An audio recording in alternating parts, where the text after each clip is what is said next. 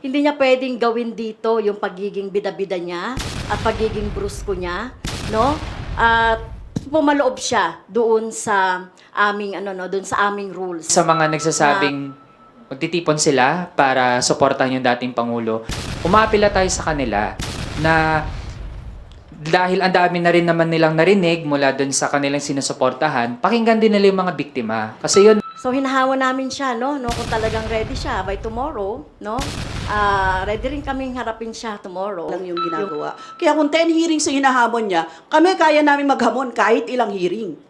Kahit magpaumagahan tayo. Ginagawa namin yan. kaya ngayon hindi natin maunawaan itong style, no, na tapang-tapangan at susugod dito sa Kamara. Yung mga sa Senado nga, nung humarap doon, meron din siyang mga supporters na nandun.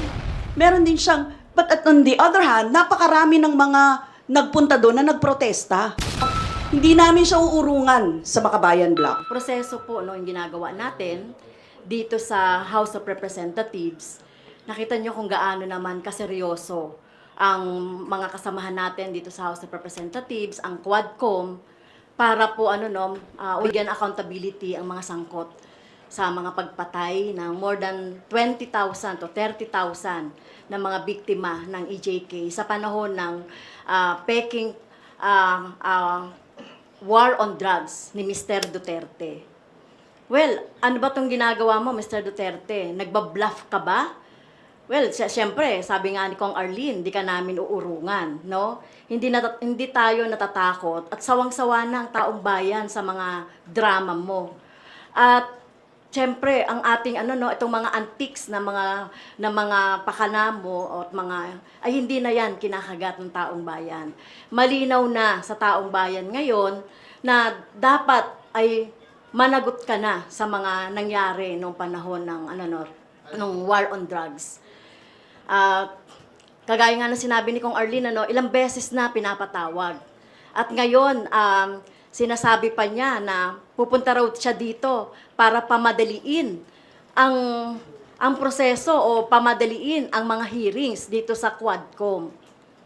Kongresista ka ba? Nasa katungkulan ka pa rin ba? Well, dapat na harapin mo ngayon ang mga biktima ng EJK, extrajudicial killings. Doon nga sa isinamba kong kaso sa iyo, hindi ka nga dumating, di ba? Hindi ka nga dumating sa preliminary hearing.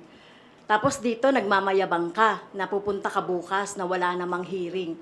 Well, sige, harapin mo yung ating yung ating mga pamilya, yung pamilya ng mga ating mga kababayan na nabiktima ng war on drugs mo.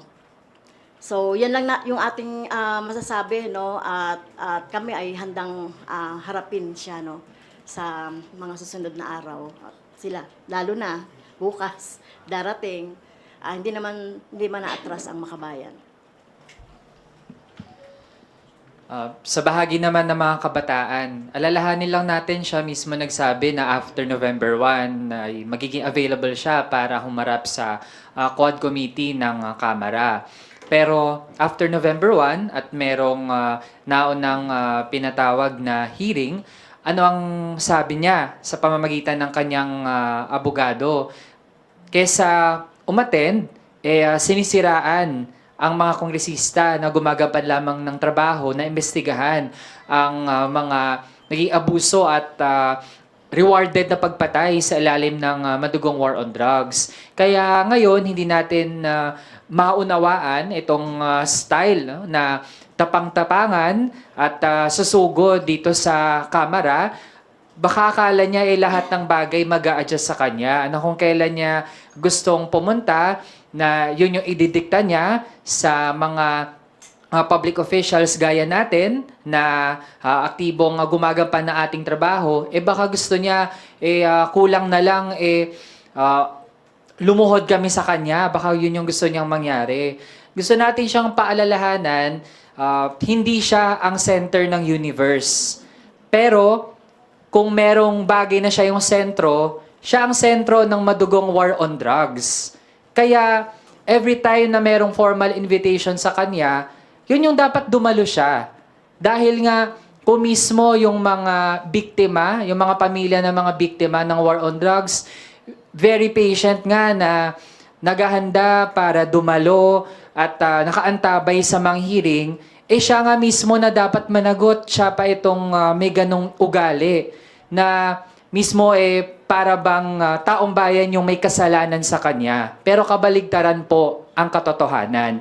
Siya yung mga merong dapat nasagutin ng mga tanong, lalo dun sa kanyang papel bilang yung pronouncements niya ay siyang pinagmulan ng mga ginawa ng pulis na pumatay para sa rewards na aabot hanggang milyones. Hindi lamang dun sa mga suspected na mga drug lord, pero maging mga abogado na mataas ang patong sa ulo para lamang na hindi magkaroon ng hustisya dun sa mga biktima nitong war on drugs. Yun lang po. Salamat.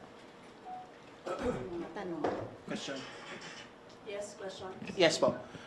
Good afternoon po. Ay, tama, good afternoon. Kasi sabi nga ni Secretary Panelo na parang he's ready to do a 10-day hearing, marathon hearing ng Quadcom. Ano masabi niyo po doon sa threat ni Panelo na mag-hold daw ng hearing ng 10 days? And of course, darating ang former president, not only si Panelo but also his supporters, his rabid fans. So, and of course, baka magharap-harap kayo doon. So, what can we expect doon sa inyong magiging harapan with his fans, bloggers, whatever?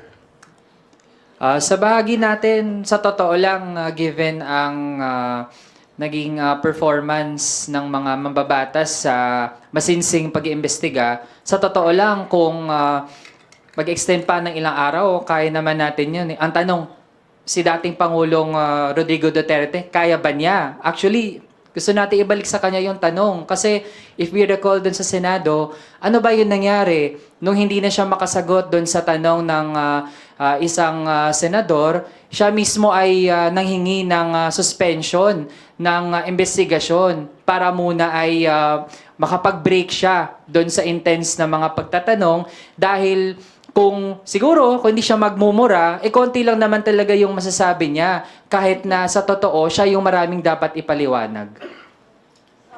First of all, siguro linawin natin yung... Mike. Yan, linawin natin si attorney niya, si Sal Panelo, no? Pero hindi naman siya si Duterte. So, dapat siguro marinig natin mismo kay Duterte, ano yung sinasabi niya. Kasi pwedeng, kung ano-ano sinasabi niya hindi natin alam kung alin doon yung totoo at hindi. So, kailangan humarap siya, sabihin niya sa atin, sabihin niya sa taong bayan, pupunta siya. Kailan siya pupunta? Anong gagawin niya? 'Di ba? So, yun yung ano. At hindi kami, gusto lang namin sabihin, no, na yung mga, sa Senado nga, nung humarap doon, meron din siyang mga supporters na nandun. Meron din siyang, but on the other hand, napakarami ng mga nagpunta doon na nagprotesta. So, ibig sabihin, ito, mga ano niya lang ito, mga minions niya ito. At nakahanda naman ang lahat. Kahit nga ang mga biktima ng war on drugs at biktima ng mga human rights violations, nakahandang sagutin siya. So, nakahandang humarap sa kanya.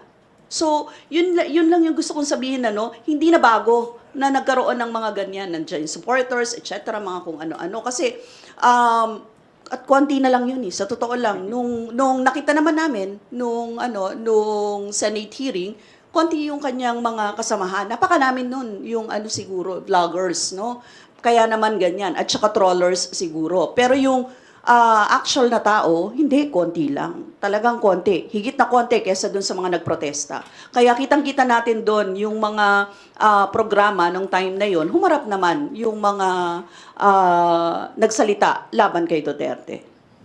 Maayos ang proseso ng ating Kongreso, no, dito sa House of Representatives, kung paano magtanong. Nakita naman niya kung paano magtanong ang ating mga kasamahan dito, kung paano pinamunuan ng Quadcom itong mga iba't ibang mga House resolutions na ipinasa ng iba't ibang mga kongresista. At nakita niya yung proseso, no, kaya hindi niya pwedeng gawin dito yung pagiging bida-bida niya at pagiging brusko niya, no? At pumaloob siya doon sa aming doon sa aming rules. na katulad din naman na ginagawa ng ating mga biktima ng mga kamag-anak ng mga biktima ng war on drugs. Ang hirap kaya na magsalita at ikwento yung mga nangyari sa yung kamag-anakan. No? So, mahirap itong ginagawa ng ating mga biktima, ng biktima yung ating mga kamag-anak ng mga biktima ng EJK. Wala nang hihigit doon na sa sakripisyo na ginagawa ng ating mga biktima. Kaya so hinahawa namin siya kung talagang ready siya by tomorrow, ready rin kaming harapin siya tomorrow yung ating yung makabayan para iharap din at sagutin niya yung mga tanong ng ating mga kamag-anak ng mga biktima ng EJK.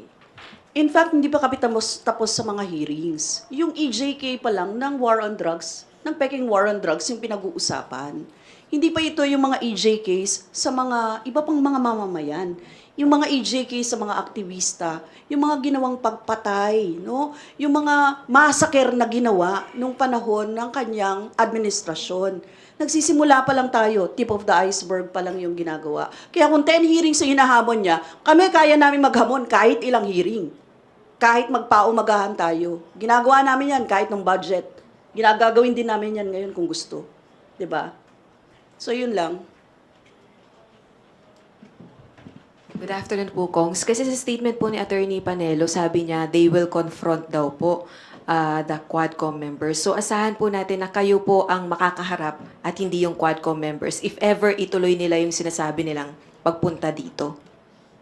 Yes, I think there will be a mass tomorrow. So siguro sa misa, kasama yung mga biktima ng mga EJK, ng mga pamilya, dala nila yung kanilang mga magkakaroon ng misa. Yun naman ang makakaharap niya. Regular na po Kasama ba yung yung mga- misa na yun po, ma'am? Kasi last week may misa din before the Quadcom hearing. Yes, oo. Kasi 'di ba nung mga nakaraan, actually, yun yung paraan ng healing sana ng ating mga EJK war on drugs victims, ng Peking war on drug victims ng Duterte administration. They've been doing that kahit naman dati pa. Kasi yung nakuha lang nila na magkaroon or magsumbong sa pamamagitan ng pagkakaroon ng misa na nasasabi nila yung kanilang mga gustong sabihin at ipanawagan yung hustisya para sa mga biktima. Kaya naman ganon. Kaya naman meron silang paraan ng ganito na nagkakaroon ng misa at nagpapahayag ang mga biktima. Kaya kung seryoso pala si Mr. Duterte sa November 21, yun yung tinakda ng Quadcom na hearing. Doon siya pumunta, doon niya ipakita yung kanyang tapang sa harap ng mga miyembro ng Kongreso at sagutin niya yung mga tanong. Ma'am, anong oras po yung misa tomorrow? 9 a.m. 9 a.m. Oo. Opo. Baka doon ulit sa may People's Center. sa People's Center. Ma'am, klaruhin ko lang po, when you said kung magpupumilit siya, edi magharapan po, ano pong ibig Kami nandito, ang Makabayan Block ay nandito naman. So, pwede naman kaming gusto niya ba ng welcome? Ganon. Nandito po yung Makabayan, di sagutin niya yung mga tanong namin. Pwede naman ganon, di ba? Yung kung nasa 8 po si President Duterte tomorrow, lalabasin niyo po ba siya? Baka may rally yun. Basta din po yung mga victims, families ng Makabayan Block. Yes, I think so. Kasi ang mga victims at saka ang mga talagang sila, humihingi sila ng hustisya. At alam nila na kung sakaling darating si Duterte, ay pupunta naman ang mga biktima. Talagang yan ang matagal nilang 'di ba? Yung magkaroon talaga ng hustisya at humarap sa kanila yung may pinaka-accountability ng gumawa, yung may krimen, Crime yun yung ginawa sa kanila na hindi nila na hinihingi pa rin nila hanggang ngayon yung hustisya, ilang taon na ang nakalilipas. Hindi naman po sila pinapunta dahil pupunta sila maaaring pupunta si Daddy Kong? Actually, naka-gear nga sila na pumunta kahit kung consistent nga silang pumupunta sa kahit saan para harapin sila eh, 'di ba? So, kahit po nung ano pa lang, Committee on Human Rights pa lang na pagdinig, kung maaalala ko, pumupunta talaga sila dito. Kahit 5, kahit 6, kahit 7, kahit ilan 'yan. Basta pupunta sila at gusto nilang makita ang ang procedures palagi, ang proceedings palagi. Mas masipag pa nga sila, di ba? Nung pinatawag natin si Duterte, sabi hindi daw pwede kasi samantala si Tatay Bailon nga consistent siya. Ang ginagawa niya talaga, hanapin, saan pupunta kasi baka pumunta doon si Duterte, pupunta ako doon. Mga ganun yung kanilang lagi po yan, consistent yung mga yan na magtanong kung kailan, saan, paano. Dahil yun talaga ang kanilang panata, humingi ng hustisya sa nangyari sa kanilang kapamilya. Yun na lang ang magagawa nila, sabi nila. Ma'am, saka yung mood naman ng mga relatives ng EJK victims or drug war victims, hindi naman sila confrontational, right? I mean, not to the point na violent. Tama ba? I don't think so na violent sila, no? Humingi sila ng hustisya, yung iba nga umiiyak nung time na basta maipahayag nila yung kanilang hindi natin sila masisisi kung talagang magsabi sila ng kanilang mga kasi yun wala pa nga ring hustisya hanggang ngayon so maaari talagang magkaroon ng mga pag-iyak, pagsigaw, pero yun nga biktima yun gagalangin mo din at respetuhin mo din kung ano yung nararamdaman nila. Ma'am, sorry, just to clarify, kasi meron din po kayong, kumbaga yung ibang mga biktima po, ina-assist niyo po, di ba? Yung mga galing sa mga probinsya, nakarating na ba? Or hindi pa naman dahil na-cancel yung hearing? Actually, yung sa mga request for kasi kailangan doon pang asikasuhin, Oo, halimbawa, kung galing yan ng Davao, kailangang asikasuhin yung process or Cebu or ganyan.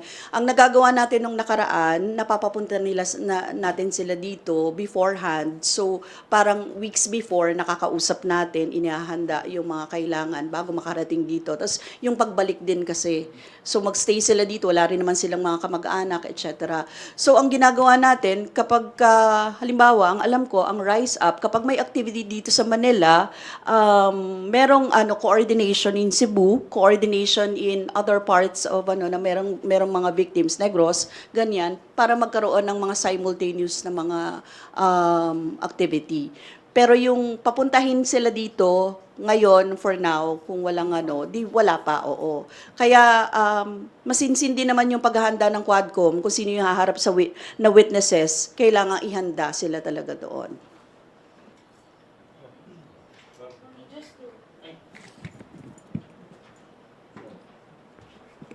For clarity lang po nung coach, you want the former president, since he is coming here tomorrow, you want him to face the victims kasi nandito rin naman sila tomorrow for the mass and, answer to them personally. Would that be a correct statement?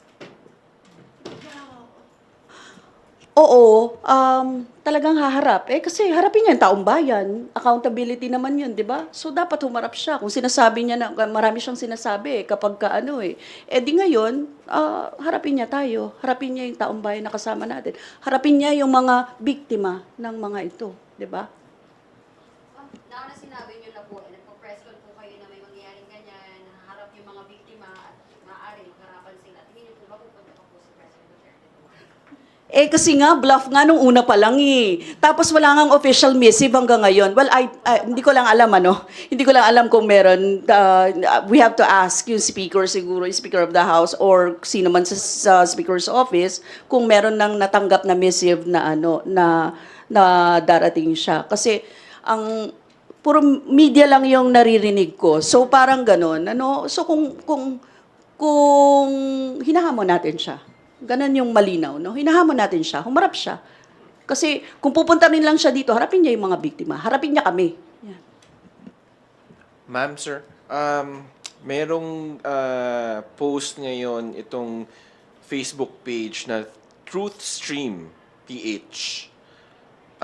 calling for support for former President Rodrigo Duterte. Let's unite and show our support for our former President at the House of Representatives. 9:30 daw sila, sir. Ma'am, nandito. Your thoughts on this? Yan po yung Pro Duterte group. Oo, okay lang. Oo, wala naman tayong problema doon, di ba? Sabi nga nila, malayang magpahayag ang sino man eh. Eh, di pumunta sila dito So, sa Kongreso. handa po kayong magbangayan sa, of course, yung mga supporters nila and support yung mga victims ng drug war. Handa po ba kayong magbalitaktakan po ba sa House of Representatives po dito once na magharap po kayo? Hindi naman. Alam naman natin ano yung mga pamilya ng biktima ng war on drugs ay ano naman sila mga tahimik naman sila no na humihingi ng hustisya at accountability. So sana hindi mapayagan yung ganitong paghaharap. Ngayon kung mabibigyan ng pwesto kung saan man dito yung mga pro Duterte gusto nila magpahayag, di magpahayag sila, di ba? Samantalang yung mga biktima ay nandito ay na magmimisa. Pero syempre, hindi natin mapapayagan na magkaroon ng konfrontasyon sa dalawa. Kasi parehas lang din naman yan na taong bayan, parehas din yan ng mga kababayan natin no, na talagang kailangan din natin silang protection. Tsaka dagdag ko lang din sa bahagi ng mga supporters ng dating Pangulo. Well, sila kasi ng mga kababayan natin na nalinlang na nung matagal na propaganda mismo na nagbe-benefit dun sa mga Duterte na justify yung senseless na mga patayan. Tapos makita natin, sa totoo lang, hindi naman talaga na-address yung drug problem. Kaya sa ngayon pa lang, dun sa mga nagsasabing magtitipon sila para suportahan yung dating Pangulo, umaapila tayo sa kanila na dahil ang dami na rin naman nilang narinig mula dun sa kanilang sinusuportahan, pakinggan din nila yung mga biktima. Kasi yun, mga totoong tao na yun na maraming taon na nagdusa dahil sa pagkamatay, dun sa pagpatay sa kanilang mga kamag-anak, dahil lamang napagbintangan ng mga nanlaban di umano, kahit pala ay pinatay yung mga yun dahil sa reward. Kaya sana manaig yung pagiging mga tao natin bukas. Sana talaga, lalo yung mga biktima, mapakinggan ng lahat ng mga panig.